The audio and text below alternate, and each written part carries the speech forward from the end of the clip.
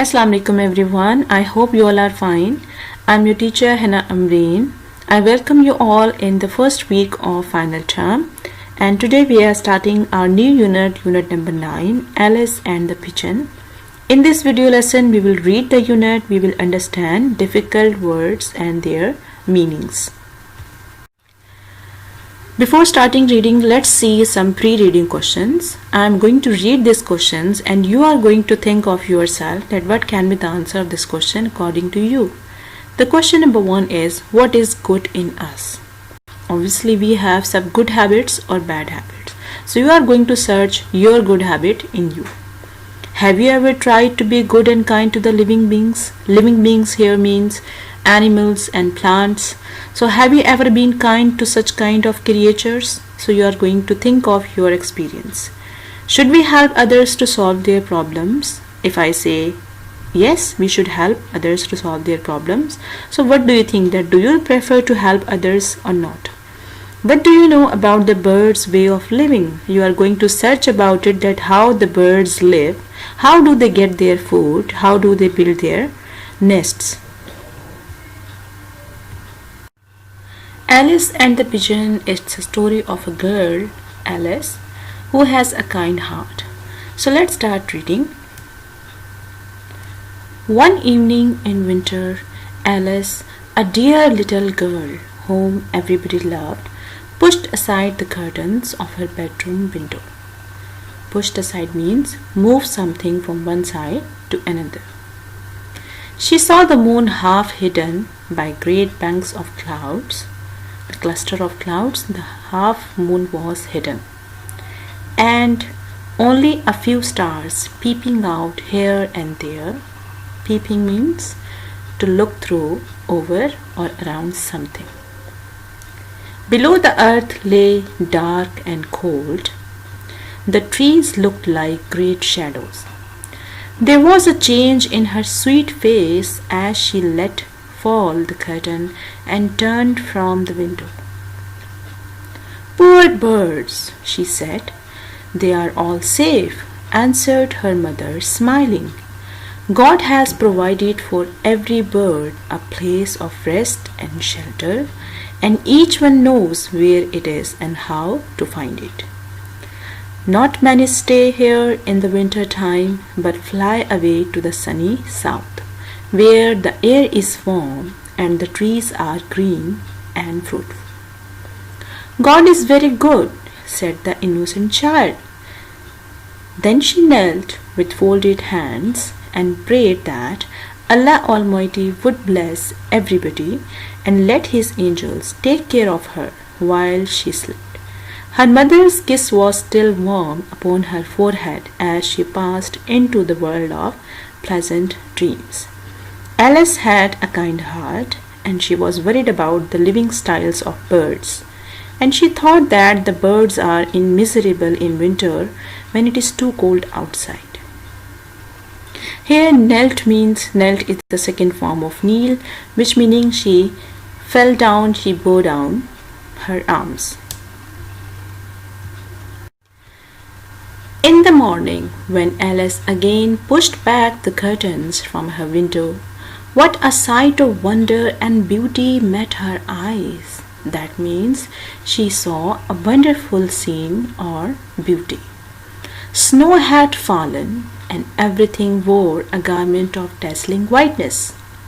In the clear blue sky the sun was rising, and as his beams fell upon the fields and trees and houses, every object glittered as if covered all over with diamonds.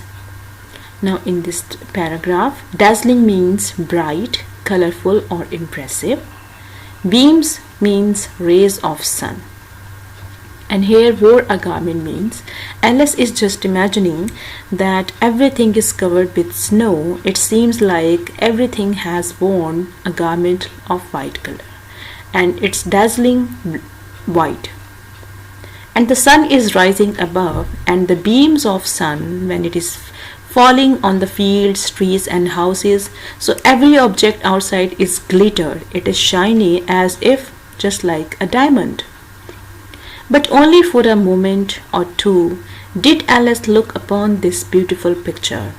For a slight moment drew her eyes to a corner of the window sill. Suddenly she looked at the window sill on the outside.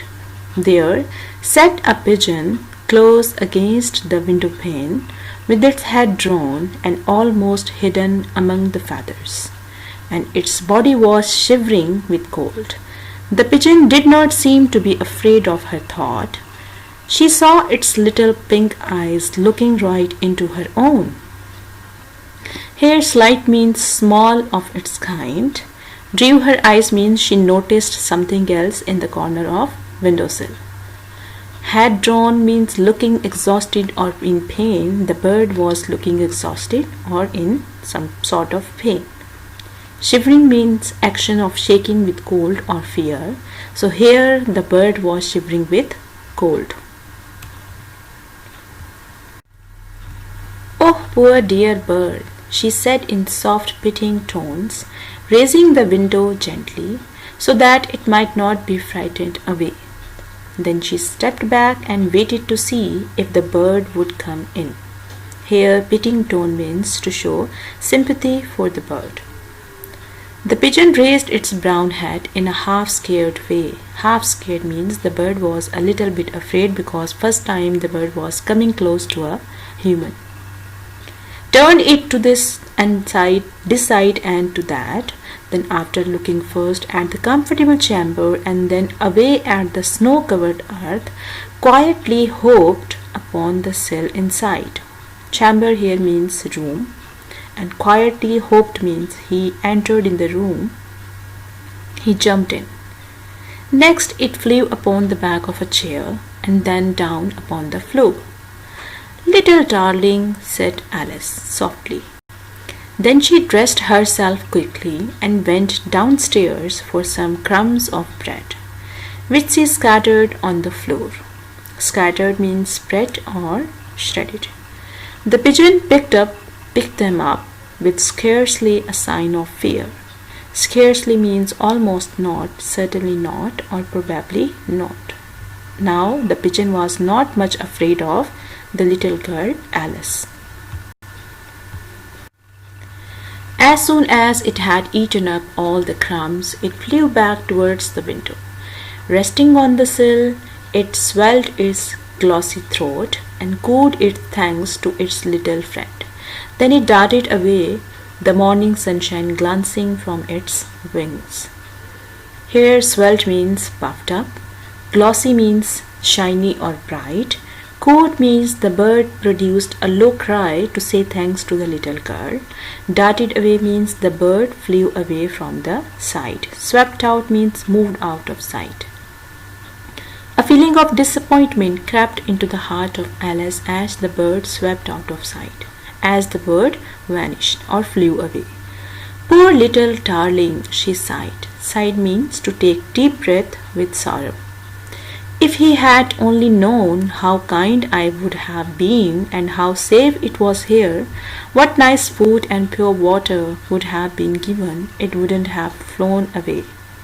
Now the little innocent girl is thinking that if the bird would have known that she could provide the bird the best food and the pure water, so he would not have flown away. When Alice told about the visit of the pigeon at breakfast time, a pleasant surprise was felt by all at the table. And they talked of doves and wood pigeons. Her father told her one or two nice stories, with which she was delighted. A great many times during the day, Alice stood at the open door or looked from the windows in hope of seeing the pigeon again. On a distant house top, distant means far from the house, from which the snow had been melted, blown away, or flying through the air, she would get sight of a bird now and then. But she couldn't tell whether or not it was the white and brown pigeon she had sheltered and fed in the morning. But just before sundown, as she stood by the parlor window, a cry of joy fell from her lips. There was the pigeon sitting on a fence close by and looking. It seemed to her quite forlorn. Quite forlorn means sad or lonely. Parlor window is a reception room window or guest room window, and blown away means removed away with air. And for the girl, the bird was looking lonely or sad. Let's read the last paragraph. Alice threw open the window and then ran into the kitchen for some crumbs of bread. When she came back, Pigeon was still on the fence. Then she called to him, holding out her hand, scattering a few crumbs on the windowsill. The bird was hungry and had sharp eyes. When it saw Alice, it no doubt remembered the nice meal she had given it in the morning. In a few moments it flew to the window, but seemed half afraid.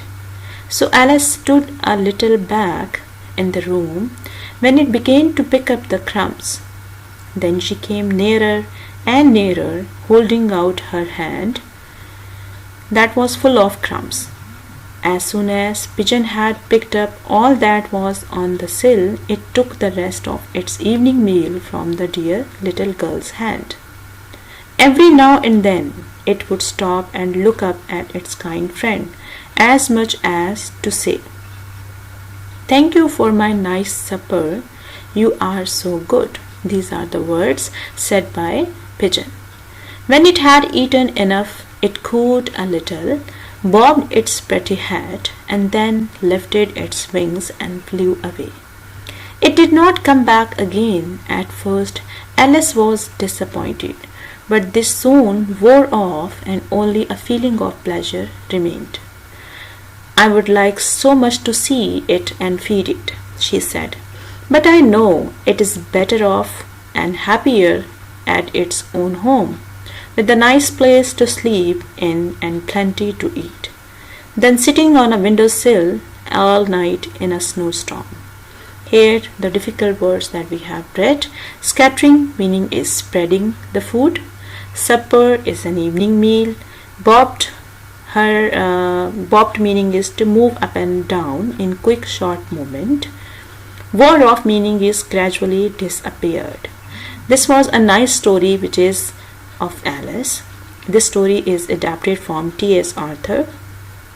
I am sure students you have enjoyed this story and you have learned a lesson that we should take care of little creatures of God.